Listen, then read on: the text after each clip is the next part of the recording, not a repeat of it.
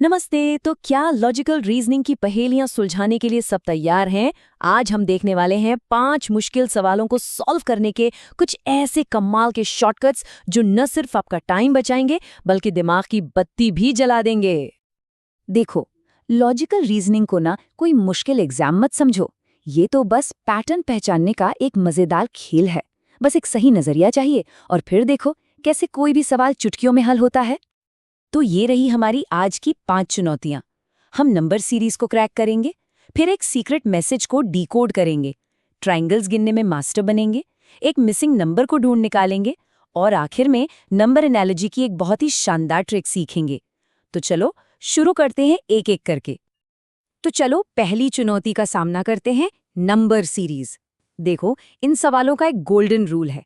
जब कुछ भी समझ ना आए ना तो बस नंबर्स के बीच का डिफरेंस निकाल लो। ज्यादातर जवाब वहीं छिपा होता है। तो हमारे सामने ये सीरीज है 5, 14, 41, 122। अब जरा सोचो अगला नंबर क्या हो सकता है। और देखो, जादू यहीं पर है। जैसे ही हम नंबर्स के बीच का अंतर निकालते हैं, 9, 27, 81, एक छिपा हुआ पैटर्न एकदम सामने आ जाता है। कुछ दिखा? गौर किया? हर अगला अंतर पिछले वाले का ठीक 3 गुना है। 9 तिया 27, 27 तिया 81। बिल्कुल सही। तो बस इसी पैटर्न को आगे बढ़ाते हैं। अगला अंतर क्या होगा? 81 गुणा 3 यानी 243। अब सिंपल है, 243 को हमारे आखिरी नंबर 122 में जोड़ दो और जवाब मिल गया 365। है ना आसान? बहुत बढ़िया। चलो अब चलते हैं दूसरी चुनौती की तरफ, कोडिंग डीकोडिंग की दुनिया में। और हाँ, इस बार थोड़ा सा और दिमाग लगाना पड़ेगा। तो सवाल ये है, अगर मोंको का कोड 5767 है तो KLJMN का कोड क्या होगा? देखो, इसका लॉजिक ना 3 सिंपल स्टेप्स में छिपा है। पहला, हर अक्षर को उसके अल्फाबेट नंबर में बदलो। दूसरा, उस नंबर के जो डिजिट्स हैं उनको आपस में जोड़ दो। और तीसरा, जो भी रिजल्ट आए उसमें बस 1 जोड़ दो। तो चलो इसी 3 स्टेप लॉजिक को KLJMN पर लगाकर देखते हैं। K के लिए हमें मिला 3, L के लिए 4, J के लिए 2 और ऐसे ही आगे बढ़ते हुए हमारा सीक्रेट कोड सामने आ गया है 34256। देखा, कोड हो गया ना क्रैक। चलो अब टाइम है एक विजुअल पजल का।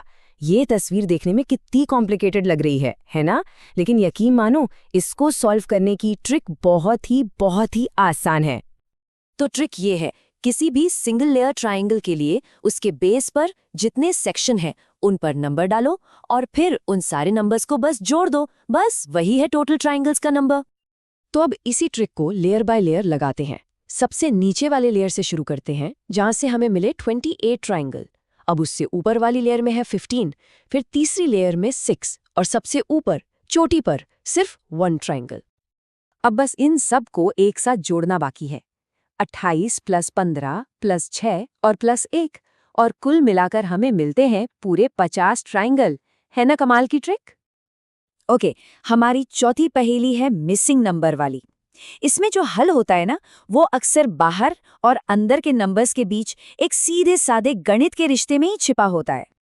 तो यहाँ हमें सर्कल के केंद्र में मिसिंग नंबर ढूंढना है और बाहरी नंबर है 11, 13 और 12। इस पहेली का राज बस 2 आसान से स्टेप्स में छिपा है। स्टेप 1, तीनों बाहरी नंबर्स को एक साथ जोड़ दो। स्टेप 2, जो भी टोटल आए उसे बस डबल कर दो। चलो सॉल्व करते हैं। 11, 13 और 12, इनको जोड़ने पर मिला 36। और हमारा दूसरा स्टेप क्या था? 36 को डबल कर दो, आ गया 72। तो हमारा मिसिंग नंबर है 72। सिंपल। और अब आ गए हैं हम अपनी आखिरी चुनौती पर। ये शायद सबसे हटके है, मतलब सीधी साधी नहीं है। ये आपके क्रिएटिव लॉजिक का असली टेस्ट है। यहाँ का लॉजिक थोड़ा टेढ़ा है, तो जरा ध्यान से देखना। पहले एग्जाम्पल में 126 के डिजिट्स को मल्टीप्लाई करते हैं। 1 गुणा 2 गुणा 6, ये हुआ 12। पर कहानियाँ खत्म नहीं होती। अब जो रिजल्ट आया यानी 12, उसके डिजिट्स को मल्टीप्लाई करो। 1 गुणा 2 और हमें मिला 2। समझ आया? चलो अब यही लॉजिक 64 पर लगाकर देखते हैं। तो 6 गुना 4, ये हुआ 24। अब 24 के डिजिट्स को मल्टीप्लाई करो। 2 गुना 4 और हमें मिला 8। और इसी के साथ हमारी आखिरी पहेली भी सॉल्व हो गई। सही जवाब है 8। तो आज हमने जो कुछ भी सीखा उसका एक क्विक रिकैप कर लेते हैं। ये है आपकी reasoning cheat sheet. Number series में डिफरेंस में पैटर्न ढूंढो, कोडिंग में वो डिजिट सम प्लस 1 वाली ट्रिक याद रखना, ट्राइंगल्स के लिए हर लेयर के बेस को जोड़ते जाओ, मिसिंग नंबर में बाहर वालों को जोड़कर डबल कर दो, और एनालॉजी में डिजिट्स को 2 बार मल्टीप्लाई करना है। तो ये थे लॉजिकल रीजनिंग के 5 जबरदस्त शॉर्टकट्स। इन नई ट्रिक्स के साथ अब कोई भी पैटर्न पहचानने की तैयारी पूरी है। सवाल तो बस अब ये है कि अगला पैटर्न कौन सा खोजा जाए।